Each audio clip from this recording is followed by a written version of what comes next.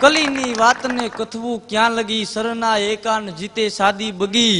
ઈ ઘરના ગાદકી થયા ગગો ગગી, પણ બેનળી બિચાળી સાળિયું થઈ સગી.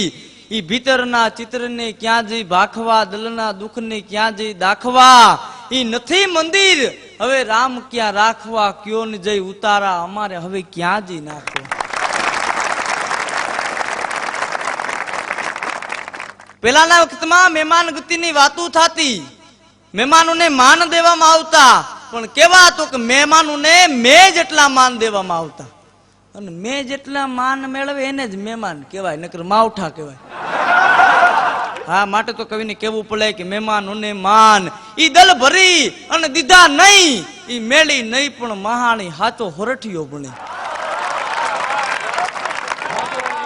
અને માટે તો કાગ બાપુને કેવું પડે કે જી તારા આંગણિયા પૂછીને જે કોઈ આવે, આવકારો મીઠો આપજે. આવી મહેમાન ગતિની વાતો થતી, પણ અત્યારે એવું નથી રહ્યું. હા, ગામડામાં જ સંસ્કૃતિ જીવે છે, શહેરમાં એવું કઈ નથી. હારા એપાર્ટમેન્ટમાં જાઓ, દરવાજા બંધ જ હોય. હા, બેલ મારો એટલે તીણીમાંથી જોવે, ખોલવા જેવું છે તો ખોલીએ. હા, એક દી એક છોકરાએ એને બા ને કીધું, બા હું મહેમાનને બાળી જાઉં ને એટલે મારા આખા શરીરમાં ધગીશ આવી જાય. આવું કેમ? તો એની બાએ કીધું, બેટા તોય તું તો હિંમત વાળો છો, ખમતીદર છો, તને બીજો તો કઈ વાંધો નથી આવતો. પણ તારો બાપો તો આમ આગેથી મહેમાનને બાળી જાય ને તોય બેભાન થઈ જતો. મહેમાન વયા જાય પછી કે પોતા મૂકીને ભાનમાં લઈ આવવું પડે. હવે તું એનો એમાં તારામ કઈ ઘટે? આખા ગાણવા દાદી ગયા હોય ત્યાં પછી શું કરવું? હા, હમણાં એક દિવસ સોસાયટીમાં મેં મારા એક મિત્રને પૂછ્યું, હું કહું યાર તમારે ત્યાં તમારું ઘર આખી સોસાયટીમાં મહેમાન વાળું ઘર ગણાતું, તમારે ત્યાં કોઈ દી એવો દી ન ઉગે કે તમારે ત્યાં મહેમાન ન હોય. 4-5 બાદ તો તમારી ઘરે કાયમી હોય જ. પણ હું આ 6 મહિનાથી જોઉં છું તમારે ત્યાં ચકલું ફરકતું નથી. આવું કેમ? મને કે દિવ્યેશ એમાં મેં બુદ્ધિનો ઉપયોગ કર્યો. આમાં શું બુદ્ધિનો ઉપયોગ કર્યો? મને કે અમે કલાકાર ન હોય તો કાંઈ નહીં, પણ કારીગર તો છીએ જ ને. હું કહું પણ છતાંય શું બુદ્ધિનો ઉપયોગ કર્યો?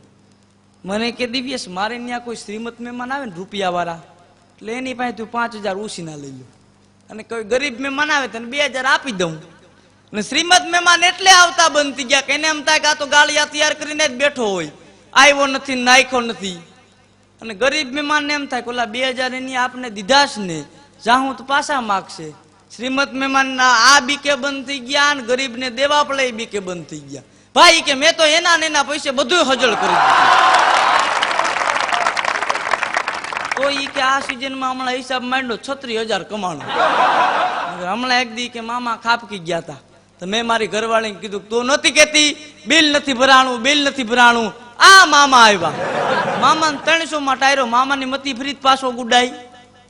પણ આની વાત નથી, વાત ઈ કરતો તો દલના દુઃખને ક્યાં જઈ દાખવા, નથી મંદિર હવે રામ ક્યાં રાખવા.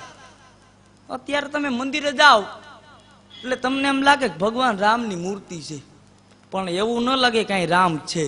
શું કામ? એને અત્યારે જે આ ગાળિયા સિસ્ટમ જે વધી ગઈ છે ને, આવ્યો નથી નાખ્યો નથી. માણા આખી જિંદગી દોડધામ કરે, એકબીજાના ગળામાં ગાળિયા નાખવાના ધંધા કરે, અને એટલે આખી જિંદગી તો ભગવાનનું નામ લઈ નથી શકતો. પણ ઘણા એવા છે કે મરવા ટાણે નથી લઈ શકતા. હા, એક બાપો મરણ પથારી પીડ્યો, જિંદગીના છેલ્લા શ્વાસ લે, બાજુમાં 3 છોકરા ઉભા, બાપાને એમ કે બાપા રામ બોલો, બાપા શિવ બોલો, બાપા કૃષ્ણ બોલો. પણ બાબો કોઈ વાત રામ ન બોલે. છોકરા કે આ બાબો મરી ગયો, કોઈ વાત રામ બોલતો નથી, આનું કરવું શું? બાબો હું તો કે મોટો ક્યાં? તો કે બાપા ઈ આ જો પલંગ પાસે ઉભો, ઝીણકો ઈ કા નથી દેખાતો. તો કે બાપા ઈ આપણા પાડોશી ન્યા ગયો, તમે રામ બોલો, તમે રામ બોલો. વેસ્ટેરો ઈ કા નજરે નથી પડતો. તો કે બાપા ઈ તમારા માથા પાસે ઉભો, તમે રામ બોલો, તમે રામ બોલો.